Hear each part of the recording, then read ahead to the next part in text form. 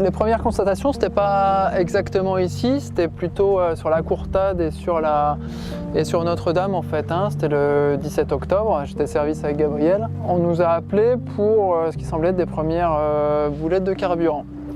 Donc on s'est rendu sur place assez rapidement, on était au port, effectivement on a pu constater que sur les fonds ouest des deux plages, donc Courtade et Notre-Dame, il y avait des arrivées de boulettes d'une part, et puis des nappes huileuses assez denses qui se accumulaient en fond de cris. Donc c'était un petit peu branle-bas de combat, le temps d'alerter tout le monde. On a eu un petit peu de mal à prospecter toute l'île, mais en gros en 24 heures on a pu constater malgré tout quasiment toute la face nord de l'île, donc des mètres jusqu'au Langoustier, donc toutes les plages.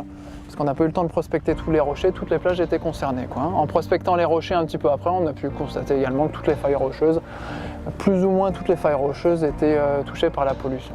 Donc suite à ça, assez rapidement, donc les autorités ont mis un plan de sauvegarde en place, donc ça a été le plan Orsec. Et la sécurité civile a pu intervenir assez rapidement, se focalisant sur les plages. Sur les plages des premiers signalements, donc Courtade, Notre-Dame, et ensuite plage d'Argent.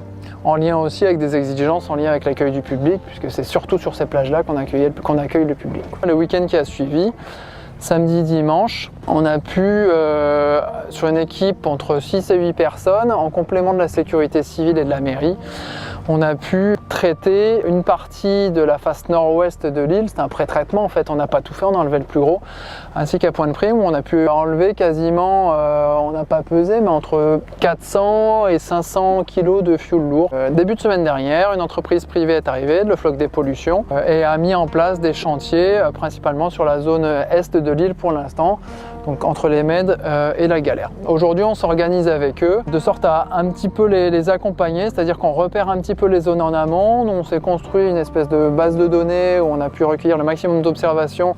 On essaye de regarder où la situation, comment est la situation jour après jour, parce que ça évolue vite. Et on essaye de les informer pour savoir quelles peuvent être les priorités pour la dépollution, en sachant que la situation évolue vraiment assez vite en ce moment. On a été mandaté par les compagnies d'assurance des deux navires. Donc du coup, on a commencé à dépolluer le pétrole qui était en surface, qui était susceptible de repartir en mer. Donc pour l'instant, on est sur cette phase-là, vraiment récupérer tout ce qu'il y a autour de l'île qui peut repartir. Et du coup, dans une deuxième phase, on ira chercher beaucoup plus loin sous le sable les boulettes de pétrole qu'il peut y avoir. Non, on a commencé depuis mardi dernier. Mardi dernier, moi je suis venu, j'ai fait un repérage sur l'île et on a eu les premiers intérimaires le jeudi matin à 8h30, le temps de tout mettre en place. Et puis jeudi matin, on a envoyé une équipe déjà commencer à dépolluer. Donc on a profité du beau temps pour s'occuper des criques qui étaient accessibles qu'en bateau. Et puis là, on est revenu sur les plages accessibles en voiture. On a pris vraiment où il y avait beaucoup de bois souillé, beaucoup de boulettes qui flottaient. On a ramassé tout ça avant que ça reparte. Donc là, on a eu une tempête hier, du coup, ça a rebougé un peu tout. Donc là, effectivement, on repart à zéro. On se pose des questions. On est là, on fait notre part, comme le colibri.